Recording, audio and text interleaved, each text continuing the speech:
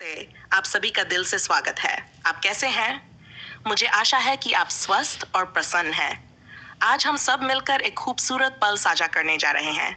आपका साथ हमारे लिए बहुत मायने रखता है। धन्यवाद। और चलिए शुरुआत करते हैं।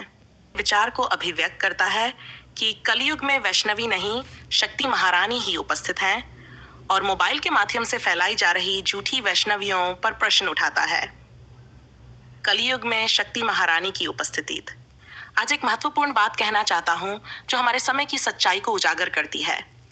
ये कोई कथा नहीं है, ये कोई कल्पना नहीं है, बल्कि वर्तमान युग कलयुग की एक कड़वी लेकिन आवश्यक सच्चाई है। हम सब ने वैष्णवी के नाम को, उसकी पूजा को, उसकी कोमलता और शांति को आदर्श माना है। लेकिन क्या आपने कभी सोचा है कि जो वैष्णवी हम मोबाइल स्क्रीन पर, सोशल मीडिया पर, व्हाट्सएप फॉरवर्ड्स में देख रहे हैं, क्या वह सचमुच वैष्णवी है? नहीं, वह वैष्णवी नहीं है।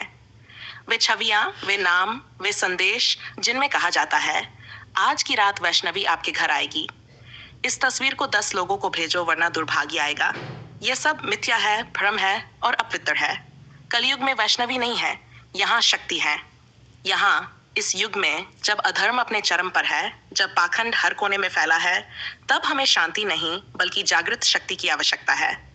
और यही शक्ति, महारानी शक्ति, आज हमारे बीच उपस्थित है। वो शक्ति जो दुर्गा बनकर राक्षसों का संहार करती है, वो शक्ति जो काली बनकर अधर्म को निगल जाती है, वो शक्ति जो चंडी बनकर अन्याय का अंत करती है, यही शक्ति आज इस कलयुग में जाग रही है और यही शक्ति हमारी सच्ची रक्षक है। आज हर कोई मोबाइल में तथाकथित वैष्णवी के नाम पर तस्वीरें भेज रहा है, लेकिन क्या कोई सोचता है कि यह भगवान या देवी का अपमान है? क्या देवी किसी फॉरवर्ड मैसेज से प्रकट होंगी? क्या सच्ची शक्ति को वायरल होना पड़ेगा? नहीं, शक्ति को प्रचार की आवश्यकता नहीं होती, शक्ति को श्रद्धा चाहिए। मोबाइल में आई तस्वीरें वैष्णवी नहीं हैं, वे सब झूठ है, वे भ्रम फैला रहे हैं, वे आपकी श्रद्धा का मजाक बना रहे हैं। हर कोई सच्चाई को भूलकर बाहरी आडंबर में उलझ गया है, परंतु जो वास्तव में उपस्थित है वह है शक्ति महारानी। वे न केवल किसी मंदिर में, मूर्ति में या तस्वीर में है, वे आपके भीतर है। आपके आत्मबल में, आपके साहस में, आपके संघर्ष में वही शक्ति है। जब एक माँ अकेले अपने बच्चों के लिए संसार से लड़ती है, तब शक्ति प्रकट होती है। जब एक बेटी अन्याय के खिलाफ आवाज उठाती है, तब शक्ति बोलती है। जब एक साधक अपने अंदर के अंधकार को जीतता है, तब शक्ति जागती है। यह शक्ति ही कलयुग की सच्ची देवी है। हमें अब आंखें खोलनी होंगी। हमें झूठे वैष्णवी संदेशों से मुक्ति पानी होगी। धर्म कोई शेयर बटन से नहीं फैलता। सच्ची आस्था को डिजिटल चैनलों की आवश्यकता नहीं। जरूरत है तो केवल एक सच्चे हृदय की, एक सच्ची श्रद्धा की। इस कलयुग में जहां हर चीज का विकृतीकरण हो रहा है, वहीं देवी स्वरूप भी व्यावसायिक और आडंबरपूर्ण बन गया है। लेकिन शक्ति जो सनातन है, जो आदि है, जो अनंत है, उसे कोई न तो बांध सकता है और न ही सीमित कर सकता है। तो आइए आज से हम ये निश्चय करें, हम झूठे मैसेज, झूठी तस्वीरों और अंधविश्वास से दूर रहेंगे। हम सच्चे भाव से शक्ति की उपासना करेंगे, उसे अपने जीवन में लाएंगे।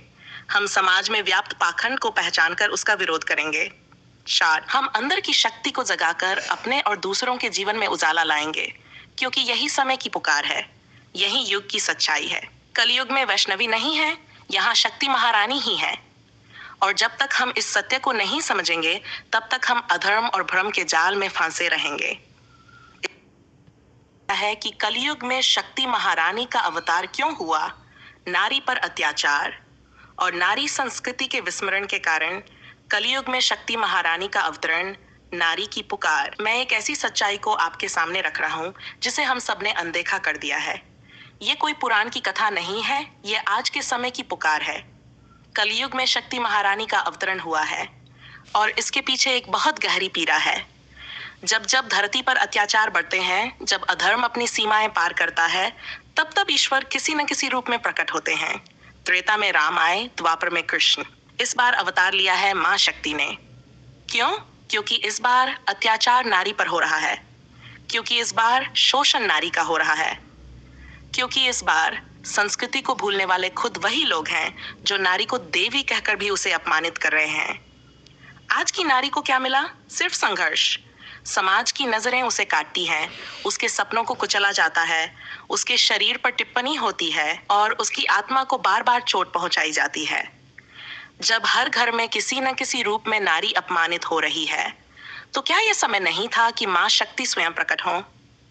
हाँ, कलयुग में शक्ति महारानी का अवतरण इसी कारण हुआ है, क्योंकि हम भूल गए हैं कि नारी क्या है। हम भूल गए हैं कि नारी एक संस्कार है, नारी एक संस्कृति है। हम भूल गए हैं कि वही नारी है जो गार्गी बनी थी, वही नारी है जो झांसी की रानी बनी थी। आज के युग में हमने उसे सिर्फ एक शरीर तक सीमित कर दिया है। सोशल मीडिया पर, घरों में, दफ्तरों में